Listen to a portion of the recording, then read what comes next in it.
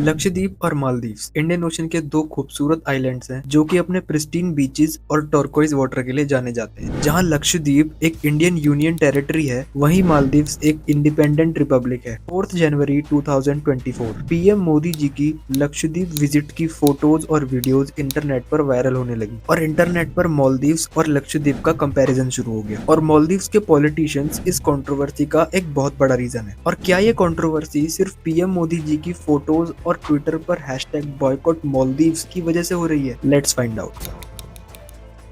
हाल ही में मालदीव्स में इंडियन आउट और इंडियन मिलिट्री आउट जैसे प्रोटेस्ट चल रहे थे। मालदीव्स की टोटल पॉपुलेशन 5 लाख के अराउंड है और वहां हर साल 17 लाख से भी ज्यादा टूरिस्ट आते हैं। लक्षद्वीप विजिट की फोटोज अपलोड होने के बाद लक्षद्वीप को मालदीव से एक बेटर ऑप्शन बताया जाने लगा। 5 जनवरी को मालदीवियन मिनिस्टर जहीद रमीज ट्वीट करते हैं जिसमें वो इनडायरेक्टली इंडियंस को स्मेली बताते हैं और लक्षद्वीप मालदीव्स की कंपटीशन वाली बातों को डिल्यूजन बताते हैं। 5 जनवरी को ही डेरेक जे ग्रॉसमैन, जो कि एक सीनियर डिफेंस एनालिस्ट है RAND कॉर्पोरेशन में, वो ट्वीट करते हैं कि इंडिया को अब मालदीव्स की जरूरत नहीं है, जिसका रिप्लाई देते हुए मैरियम सियुआना, जो कि deputy minister at the Maldives ministry of youth empowerment है, वो ट्वीट करती हैं कि उन्हें इंडियन मिलिट्री की प्रेजेंस भी मालदीव्स में नहीं चाहिए। तो इससे ये चीज तो क्लियर है कि ये कंट्रोवर्सी मालदीव्स और लक्षद्वीप के बीच में कभी थी ही नहीं। ये एक पॉलिटिकल एजेंडा है, लेकिन इसका मेन कॉज है क्या और इसमें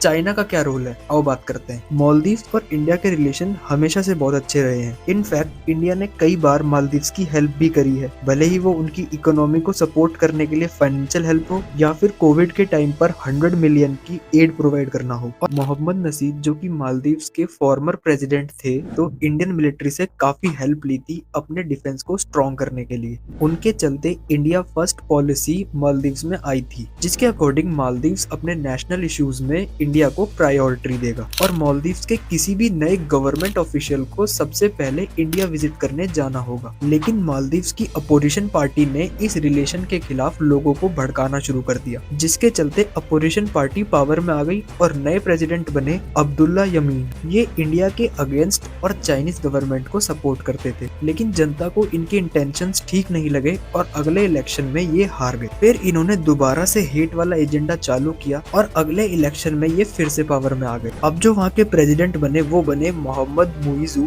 जो कि वहाँ के करंट प्रेसिडेंट भी हैं। ये भी प्रो चाइना है, जो कि अभी तक टर्की और चाइना विजिट कर चुके हैं, लेकिन इंडिया नहीं आए। तो इन सब चीजों से चाइना को क्या फायदा है? Indian ocean king of oceans है, जिसके अंडर ये होगा वो पूरे एशिया पे रूल कर सकता है। चाइना मालदीव्स को डोमिनेट करना चाहता है उसकी इंफ्रास्ट्रक्चर को डेवलप कर। ट्रांसपोर्टेशन के मेजोरिटी रूट्स इंडियन ओशन से होते हुए जाते हैं और मालदीव्स इंडियन ओशन के बीच में आता है। तो चाइना मालदीव्स को एक मिलिट्री बेस बना सकता है, जिसकी मदद से वॉर जैसी सिचुएशन में भी उसे ट्रांसपोर्टेशन के लिए कोई प्रॉब्लम नहीं आएगी। अब देखो, ज्योग्राफिकली देखा जाए तो लक्षद्वीप और मालदीव्स एक दूसरे से ज्यादा दूर नहीं है और इंडिया की तरफ से लक्षद्वीप डेवलपमेंट प्रोजेक्ट को 1100 करोड़ की फंडिंग भी दी गई है, जिससे आने वाले टाइम में वो भी एक डेवलप और एक टूरिज्म प्लेस बन जाएगा। तो जब हमारा देश इस चीज को इतनी ज्यादा प्रायोरिटी दे रहा है, तो हमें भी इसमें अपना योगदान देना चाहिए। अपना ओपिनियन कमेंट में बता देना। Check out the other videos. Take care of yourself.